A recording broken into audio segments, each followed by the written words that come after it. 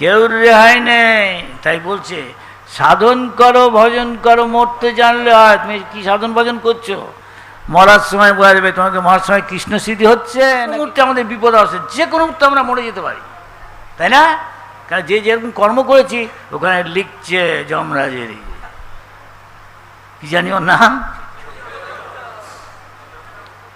চিত্র, মানে ড্রয়িং করছে, লিখছে, রেকর্ড রাখছে, গুপ্ত আমাদের অলক্ষ্যে সব লিখে রাখছে। তুমি এই এর থেকে বেড়াই পাওয়া খুব কঠিন। প্রভুপাদ বলেছেন এরকম ভাবছে কি না না, আমি যেরকম যেরকম সঙ্গ করছি সেরকম তেরকম আমার ফল হবে। আমি যদি একটা আমাকে এই যে এখন কোভিড-19 এই যে মুখে না দেয় যে অনেকে দিয়ে আছে, হঠাৎ কার মুখের থেকে এসে গেল, কথা বলতে গেলে চোখের দিকে ঢুকে গেল গিয়ে, হ্যাঁ সঙ্গে তখনই হয়তো বেরোচ্ছে না, পরে।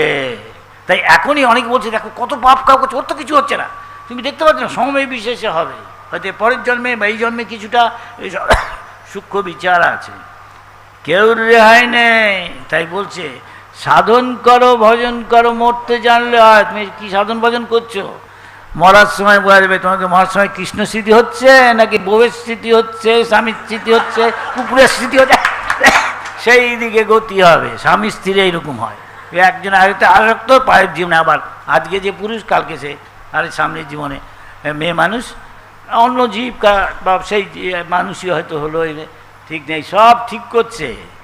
এমনি এমনি নাহলে পশু পাখি কীট পতঙ্গ কেন প্রকৃতি ওকে করবে? একদিন শুয়ার করে গু খাওয়াচ্ছে, আমাদের কেন হালুয়া পুরি কচুরি খাওয়াচ্ছে? কেন? আমরা হরে কৃষ্ণ বলছি আর ও বলছে না, সুতরাং ও বোকা। কিছু বলার আছে? হ্যাঁ।